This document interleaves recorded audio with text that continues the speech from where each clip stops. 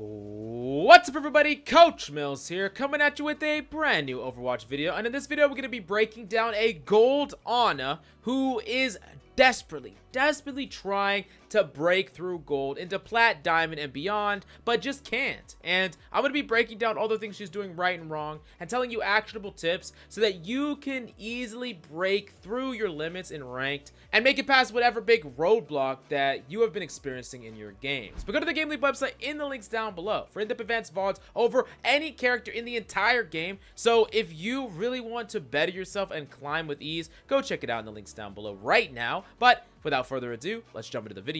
Now, before we get started, let's talk about the top 3 things that every single Ana player is doing incorrectly, and it's the reason that you cannot climb. And these are the things that I'm going to be looking for. So the first thing is using abilities without intent. You know, using your nade on yourself when you only took 10 damage and you don't have it for when you need it. That's a really big mistake, and it's a big deal. A lot of low rank Anas just throw their abilities out with no intent at all. The second thing is they die way too much. They don't value their life. They really aren't paying attention to things that are coming after them or whatever the case may be. Sometimes they die because they wasted their abilities earlier. That goes back to the first tip, but that's another reason why low rank Anas aren't very great. And then the third reason why, the third big mistake that low rank Anas make all the time is they become heal bots, basically. And that means they only heal. They never do anything else besides heal. And I'm going to tell you right now, the best way to have guaranteed impact is by making proactive plays with your abilities. And I'm going to point out those when I see them, what you could have done to actually win the team fight rather than just pocketing again and again, healing up to no avail. So let's just jump into it, and then I'm going to point these things out when I see it.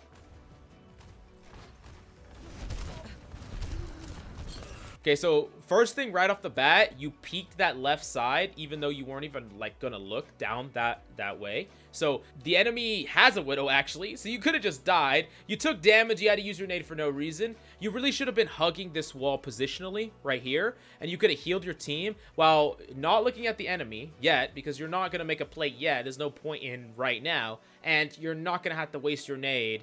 Because, like, let's say the enemy's Roadhog goes around the corner. You sleep him, you nade him. That's a free kill. That's a free one team fight. But because you just wasted it doing nothing here, you're not going to get that opportunity at all.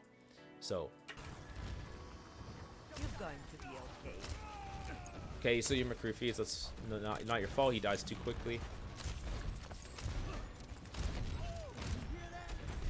Pretty good accuracy so far.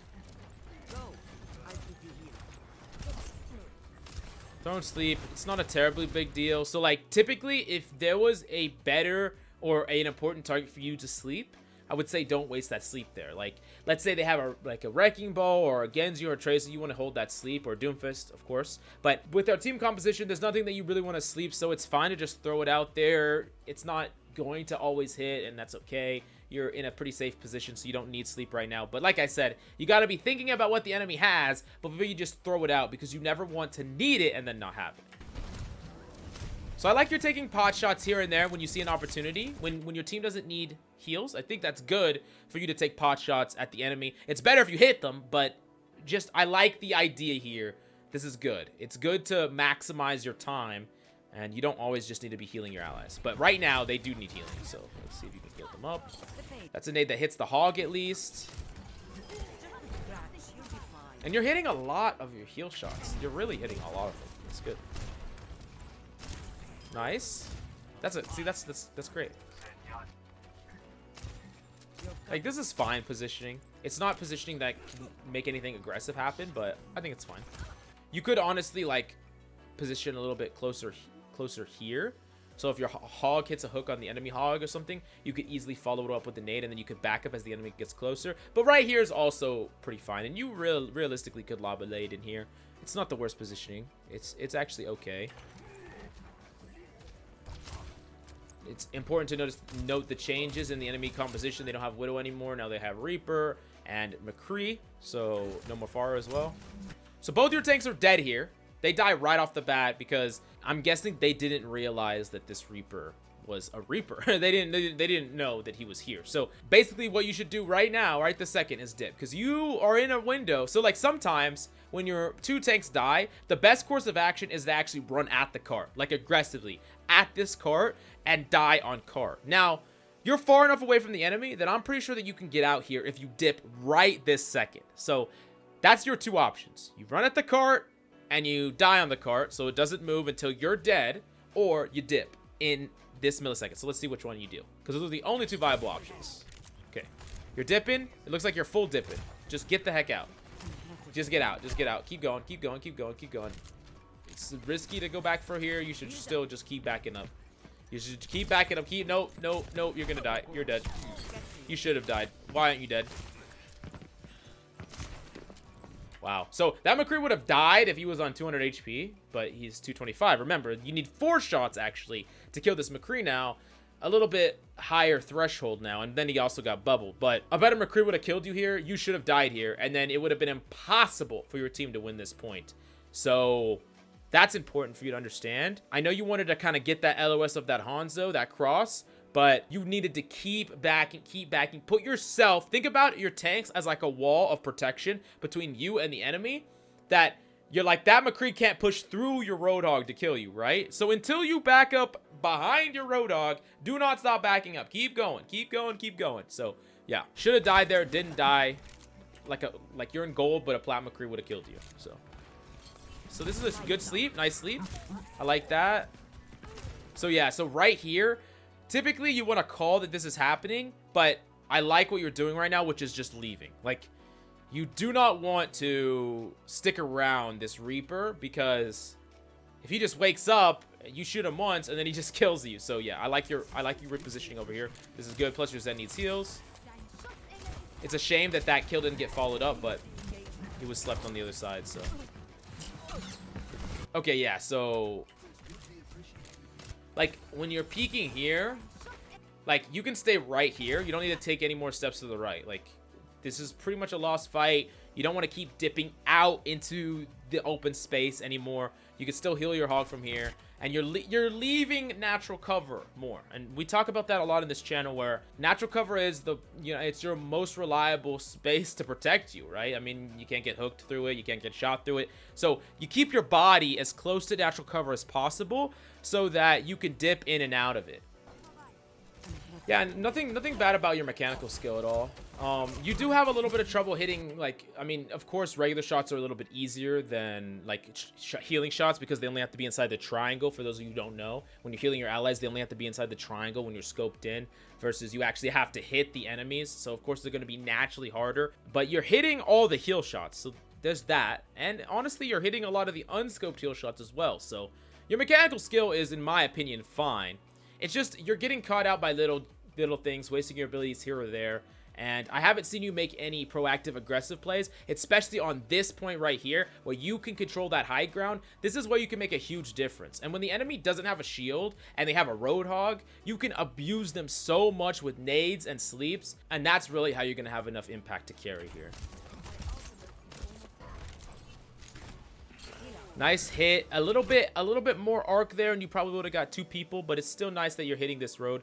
Look at how weak he is, though. So weak. Even a peck of damage would have killed him there. It's unfortunate. Okay, so yeah, so right here, when your team pushes up there, I actually like this position and looking for an aggressive nade. You see that grab there? Grab plus nade? That's like a team fight win when the enemy doesn't have shields. I mean, really. It really is. So, positioning a little bit more aggressively here. And the thing is, you might be wondering in your mind, like, oh, he's saying my positioning is too aggressive, but I also need to position more aggressively. Well, notice that this positioning is one on the high ground, which if enemies are on the low ground and you're on the high ground, you just have to back up and they can't see you anymore, right? So that's a form of natural cover. And then there's also walls of natural cover that you can leave behind. And Ana actually is really good if she has her abilities. When enemies want to chase her around walls and corners and get all up in her face, she can sleep them, she can nade them, and it's very difficult a lot of the time for enemies to chase, because you just need... I mean, you alone can handle them, but if you get one little bit of help, then they're going to turn that push into them getting picked off and then you getting a free pick. So that is why this is fundamentally different than pushing out into open space like we talked about on that first point defense.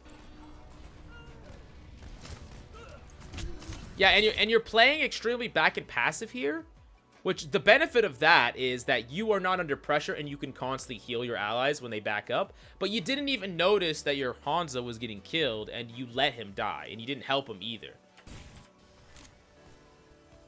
It looks like you're actually going to lose this team fight when, like, you could have closed this yourself so easily just by being there with your team and nading this hog for free and letting your team just clean up, because these tanks keep going down to low and then getting healed back up. Now both of them have their ultimates. It's actually looking really bad for your team. Yeah. He's using his trance.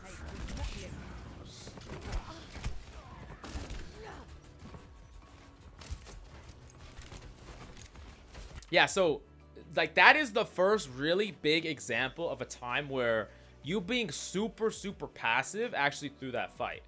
I mean, your heals were not needed there. That's not why you lost that fight. It's not because you didn't out-sustain the enemy. You should have won that fight way earlier. You just couldn't close or convert and give your team enough, like, momentum to finish this off. One nade in there, pushing in with your team would have cleaned them all up. You would have won the team fight. Y'all could have reset onto the top high ground. It would have been a completely different fight from then on out. And that's pretty much why you didn't win this team fight. But all in all, a lot of the things that I talked about at the beginning came true. You weren't really that aggressive. I mean, you got some nades off, but usually from a distance, you never really looked for high value, high impact nades. I'm talking about like 3 or 4 people nades, big nades from like the high ground raining down, or looking for a cheeky aggressive nade to really push in with your team. You never did that. Your positioning was pretty bad a lot of the time, and it got you killed in places where you shouldn't have gotten killed. Just all in all, there are many things that you could work on here, and I think you see a lot of them here, where I think your mechanical skill is fine. It's just some of your decision making and like your follow through that really needs some work, and I hope that this has really showed you a lot of the things that you can work on. And if anyone wants to know more about your select main, go to the GameLeap website in the links down below for in-depth advanced VODs, tips and tricks, map guides, hero courses. I mean, we got it on the GameLeap website, so check it out right now. But I hope you enjoyed the video. If you want to get yourself VODed, check me out or put it in the Discord, the GameLeap Discord, or in the comments down below with your name, your character, the code, and your rank, or you can private message me on Discord. Whatever you want to do, that would be great. But thank you so much for coming by. I hope you enjoyed the video. Follow me on Twitter at CoachMillsOW, and that's all I got for you right now. See you next time.